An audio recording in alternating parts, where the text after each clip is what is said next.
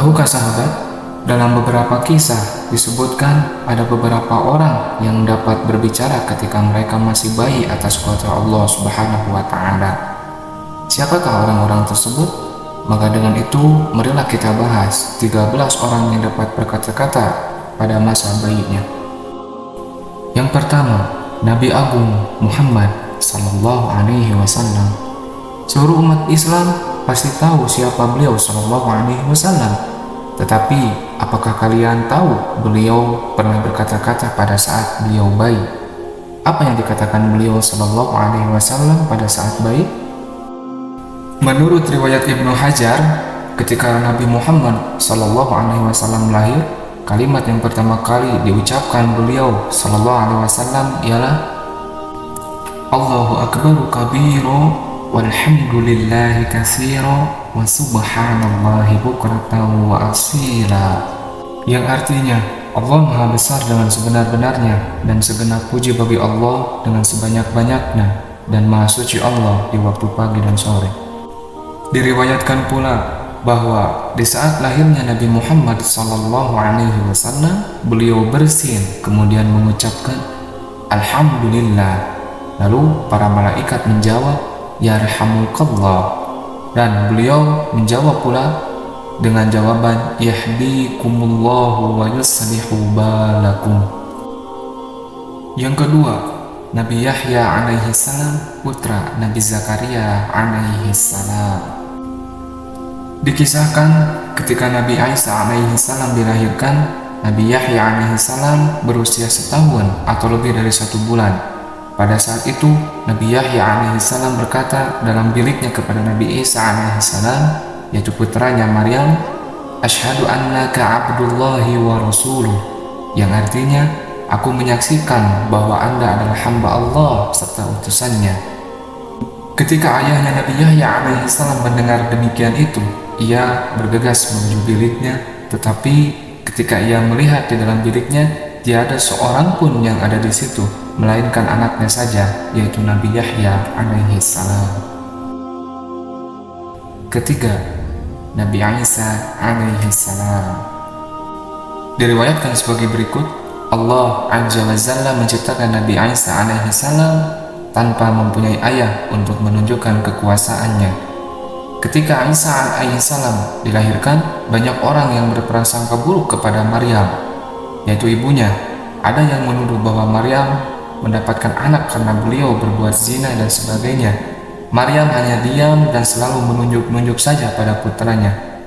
Orang-orang itu kesal dengan Maryam karena ia menyuruh mereka berkata kepada putranya, bagaimana mungkin anak yang kecil itu dapat berkata-kata? Pada saat itulah tiba-tiba Nabi Isa alaihi salam berkata dengan fasih sekali sebagaimana yang termaktub dalam kitab suci Al-Quran sebagai berikut, yang artinya, maka Maryam membawa anaknya itu kepada kaumnya dengan menggendongnya. Kaumnya lalu berkata, Hai Maryam, sesungguhnya kamu telah melakukan suatu yang amat mungkar. Hai saudara perempuan Harun, ayahmu sekali-kali bukanlah orang yang jahat dan ibumu sekali-kali bukanlah seorang pezina. Maka Maryam menunjuk kepada anaknya. Mereka berkata, bagaimana kami akan berbicara dengan anak kecil yang masih dalam ayunan? Lalu dengan kuasa Allah, Isa berkata, sesungguhnya aku ini adalah hamba Allah. Dia memberiku Alkitab yaitu Injil dan menjadikan aku seorang nabi, dan dia menjadikan aku seorang yang diberkati di mana saja aku berada, dan dia memerintahkan kepadaku sholat dan menunaikan zakat selama aku hidup, serta berbakti kepada ibuku. Dan dia tidak menjadikan aku seorang yang sombong lagi celaka, dan kesejahteraan semoga dilimpahkan kepadaku pada hari aku dilahirkan, pada hari aku meninggal, dan pada hari aku dibangkitkan hidup kembali. Itulah Isa putra Maryam yang mengatakan perkataannya dengan benar, yang mereka membantah-bantahkan tentang kebenarannya. Tidak layak bagi Allah mempunyai anak. Maha suci Dia apabila Dia telah menetapkan sesuatu, maka Dia hanya berkata, jadilah, maka jadilah ia. Sesungguhnya Allah adalah Tuhanku dan Tuhanmu. Maka sembahlah Dia oleh kamu sekalian. Ini adalah jalan yang lurus. Quran Surat Maryam ayat 27-36.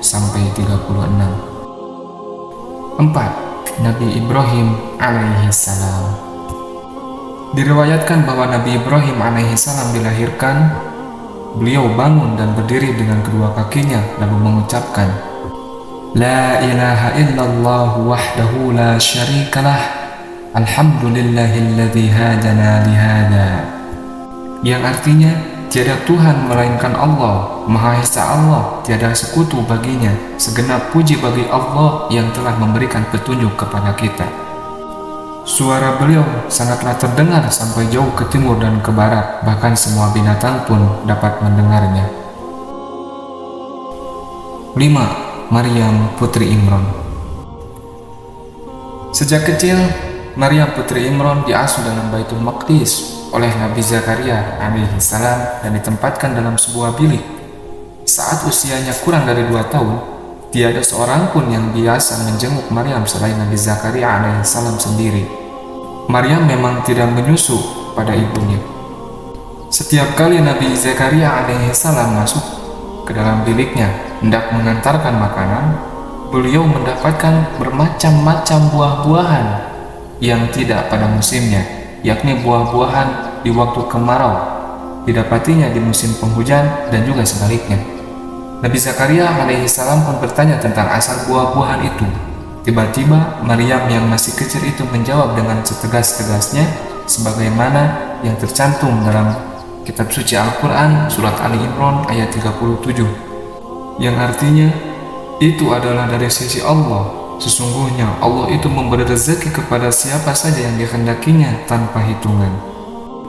6. Anak kaum Ukhdud. Kisahnya sebagai berikut.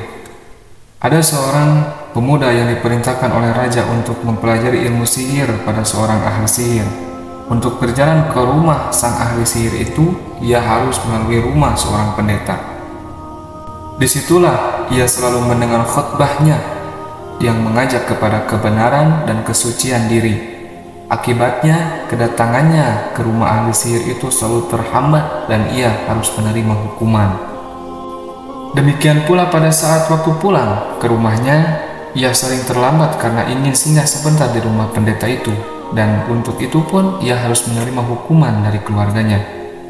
Atas nasihat dari pendeta itu, akhirnya ia menemukan cara untuk menyelamatkan dirinya, yaitu setiap kali datang kepada ahli sihir, ia berkata bahwa keluarganya menahannya. Juga setiap datang pada keluarganya, ia berkata bahwa ahli sihir itulah yang menahannya. Pada suatu hari, tersiar kabar berita yang mengatakan bahwa di daerah itu ada seekor binatang buas yang selalu menghadang orang yang lewat di sana, yaitu berupa seekor ular yang luar biasa besarnya. Pemuda itu ingin membuktikan siapakah yang lebih hebat, pendeta atau ahli sihir. Dengan memberanikan diri, didatangilah tempat yang angker atau berbahaya tersebut dan diambillah sebuah batu besar, lalu berkata, Ya Tuhan, kalau pendeta itu lebih dicintai di sisimu daripada penyihir, matikanlah ular ini. Batu itu pun dilemparkan tepat di kepala ular besar tersebut, lalu ular itu pun mati. Banyak pengajaran yang diterimanya dari si pendeta. Akhirnya pemuda itu menjadi seorang yang luar biasa kehebatannya. Ia dapat menyembuhkan segala penyakit dengan izin Allah. Orang bisu, tuli, buta, dan penyakit-penyakit lainnya ditolong sampai sembuh. Sahabat raja itu pun ada yang disembuhkan karena penyakit butanya. Raja merasa bangga. Ia menduga bahwa kepandaian pemuda itu adalah berkat ilmu sihir yang dipelajarinya sebagaimana yang telah diperintahkannya. Pada suatu hari, pemuda itu dipanggil oleh raja dan dieluk-elukan kepandaian sihirnya. Dengan tegas, pemuda itu menjawab bahwa bukan sihirnya yang menghasilkan itu semua, tetapi semata-mata dengan izin Allah dan pertolongan Allah, Tuhan semesta alam.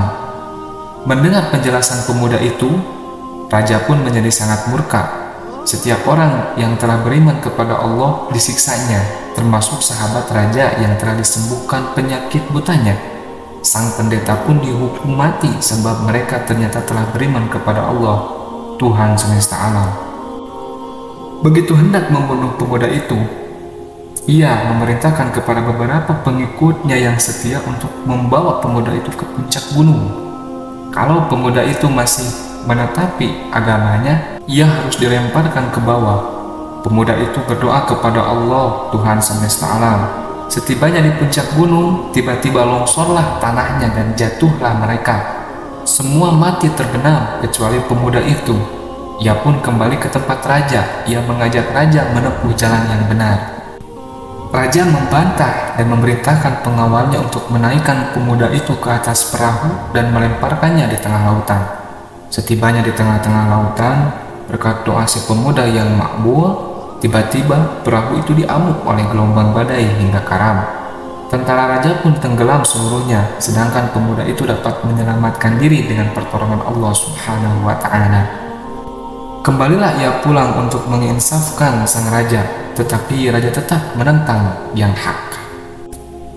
Akhirnya pemuda itu berkata, "Wahai raja, apabila memang begitu besar keinginan Tuan hendak membinasakanku atau membunuhku, aku akan menerangkan caranya, yaitu kumpulkanlah seluruh manusia di lapangan yang sangat luas, lalu saliblah diriku di batang pohon kurma.